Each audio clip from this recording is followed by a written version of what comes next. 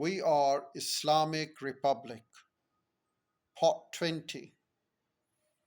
In 1798, Lord Wellesley arrived in India as Governor General. He persuaded local princes or rulers to sign residuary allegiance. It was shrewd way for Britain to consolidate its power in India at very little cost. The local rulers would continue to run the affairs of his state while British soldiers protected him. In return for this protection, the ruler had to pay towards the cost of the troops and accept a British resident advisor.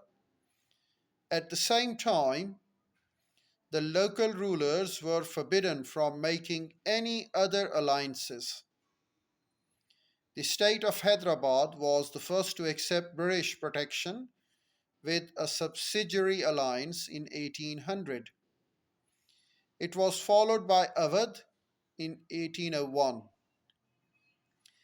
and the Maratha Peshwa in 1802. What happened to the East India Company? In 1773, the British government had accepted some responsibility for what was happening in India. Under the Regulating Act, the East India Company was made accountable to Parliament. A Governor General was appointed for the province of Bengal. Under him, Madras and Bombay were each given a governor. And so it went along. There was a Supreme Court in Calcutta. Every 6 months, the company directors had to provide they had to provide Parliament in Britain with a report of their activities. From that time, the power of the British government in India grew just as the role of East India Company declined. In 1813, East India Company lost their monopoly. Other British companies wanted to share in the profits of India. They said there should be free trade with no monopoly just for one organization. It was a serious blow to the company. Their role in India declined, and after the violent events of 1857 ended altogether. The company, which had opened up the Indian subcontinent to the British, taken so much profit out of India, and had such a powerful long term influence on events, was finally wound up in 1873. Next, we talk about Warren Hastings, a very important person, as we have been talking about Robert Clive. So, right next to Robert Clive, we've got Warren Hastings. Warren Hastings was the first Governor General of Bengal, 1772 to 1885.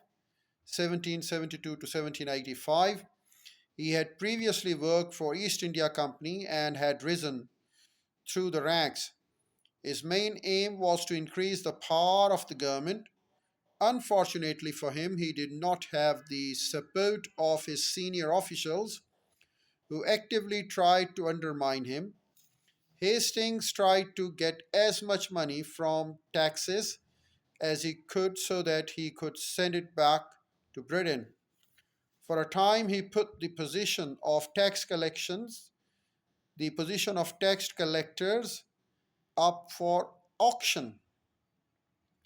This terrible practice led to the collectors paying huge sums for the position, which they then recouped by forcing the peasants to pay very high taxes. Hastings extended British control of India by wars against Marathas 1778 to 1782 and Hyder Ali of Mysore 1780 to 1784 and his son Tipu Sultan, who fiercely resisted British rule. To finance these military ventures, Hastings took bribes and forced some wealthy princes to give him money. This got him into trouble, and he returned to Britain to face charges of corruption.